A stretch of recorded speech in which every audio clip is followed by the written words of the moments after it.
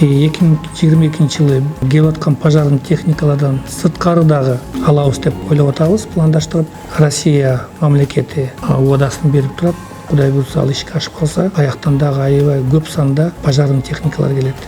Тик учак келет. Адан тышкары бизде Кытай эли дагы чоң жардамды көргөнгө аракетин жүргүзүп, алардын жардамы менен дагы жылдын аягына чейин аябай көп сандуу техникалар бул жака келет. Министр Б.Ажикеев ошо Кытай Эл Республикасынын бияктагы элчиси менен жолукканда алар толук ынандырып кетти. Уже баягы баштапкы этабы уже башталып калды. Анан Кудай буйрса 22 жылы ошо техникалар да келмекчи да.